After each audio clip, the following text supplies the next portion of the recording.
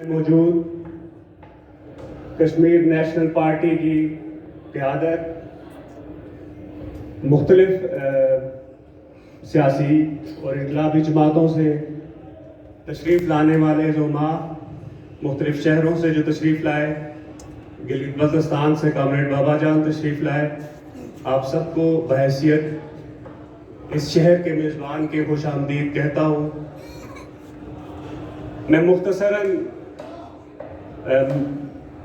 اپنی گفتگو آپ کے سامنے رکھوں گا، اس لیے کہ بہت دور دور سے لوگ تشریف لائیں افضال سہریہ صاحب کو خراج عقیدت پیش کرنے کے لیے۔ آج کا یہ دن افضال سہریہ صاحب کی دوسری برسی جو ہم منا رہے ہیں۔ افضال سہریہ صاحب جموں کشمیر کی قومی آزادی میں ان کا کردار ہو یا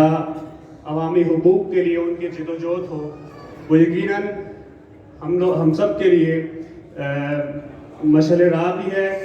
اور افضال سہریہ صاحب کی یہ جدوجہد ہم لوگ بہت عرصے سے ہمارا اور ان کا ایک ساتھ تھا، ہم بہت جونیئر تھے ان سے، لیکن ہمیں کبھی بھی افضال سہریہ صاحب کے کردار سے یہ محسوس نہیں ہوا کہ وہ ہمارا اور ان کا بہت زیادہ ایج گیپ ہے یا اسٹرگل کے اندر ہمارا اور ان کا بہت گیپ ہے۔ اس کے علاوہ ہمارا اور ان کا جماعتی اختلاف، مختلف جماعتوں میں ہم موجود تھے، لیکن افضال سہریہ صاحب ہم قوم پرستوں کے اندر، مظفر آباد کے اندر وہ شخصیت تھے کہ جس شخص کے اندر کسی طرح کا جماعتی تعصب یا کسی طرح کی بائسنس ہمیں کبھی بھی نظر نہیں آئی۔ بٹ صاحب نے بات کی کہ افضال سہریہ صاحب نے مظفر آباد شہر کے اندر جب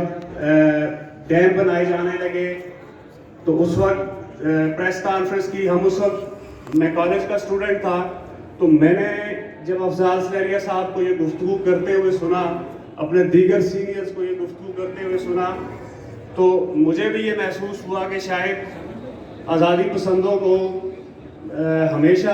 کسی بھی ڈیولپمنٹ کے خلاف گفتگو کرنے کی عادت ہے، تو افضال سہریہ صاحب بھی پاکستان کی طرف سے اتنے بڑے پروجیکٹ کی انسٹالیشن کے خلاف گفتگو کر رہے ہیں، لیکن جب 2018 کے اندر ہم نے مظفر آباد شہر کے اندر دریا کو بند ہوتے ہوئے محسوس کیا، دریا کو بند ہوتے ہوئے ہم نے دیکھا